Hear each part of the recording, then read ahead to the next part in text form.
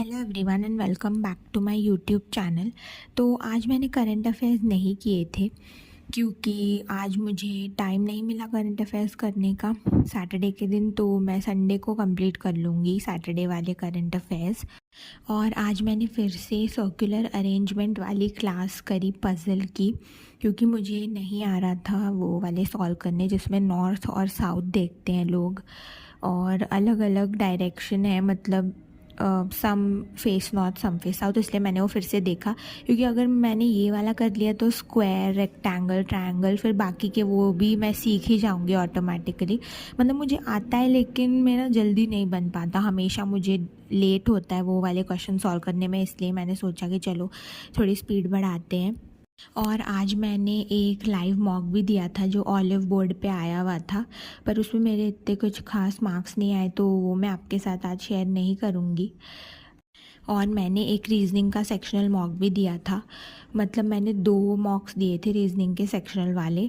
तो उसके भी मार्क्स मैं आपसे आगे शेयर करने वाली हूँ कि मेरे कितने और कैसे मार्क्स आए, मेरी क्या रैंक थी और परसेंटाइल।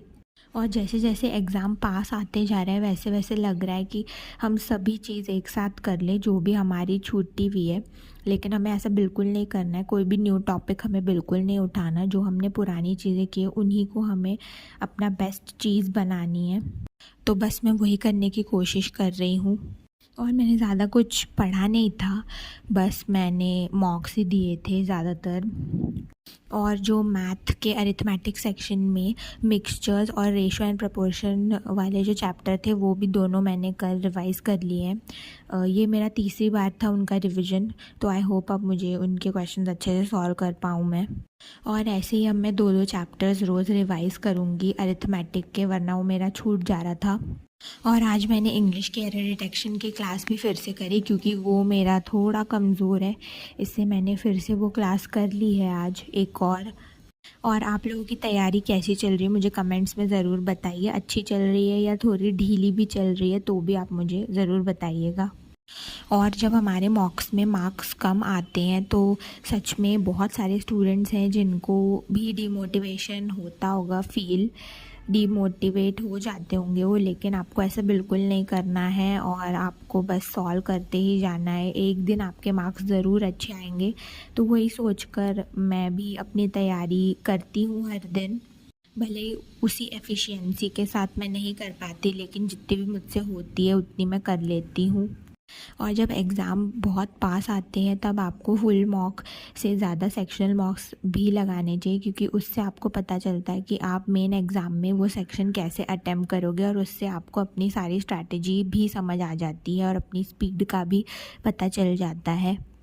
तो बस आजकल तो यही चल रहा है मेरा, जब तक एग्ज़ाम के दिन तक मैं ऐसे ही रूटीन फॉलो करने वाली हूँ।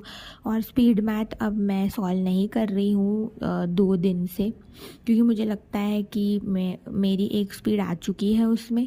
लेकिन मुझे पता है हमें रोज़ करना चाहिए, तो मैं अब से शुरू करूँगी फिर से स्पीड मैथ करना।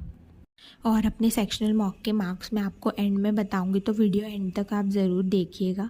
जैसा कि आप स्क्रीन पे देख सकते हैं, ये वाली एरर डिटेक्शन की क्लास में परफेक्शन बैच 8.0 से कर रही थी, जो 2026 की जो अभी बैच करेंटली चल रही है।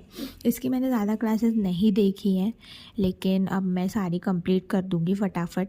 अब जैसा कि आप देख सकते हैं, मैंने रीजनिंग का sectional mock officer lab platform से दिया था, और ये सेकंड वाला सेक्शनल मॉक था 2026 वाले फ़ोल्डर से। और अब आप देख सकते हैं मेरे कितने मार्क्स आए हैं।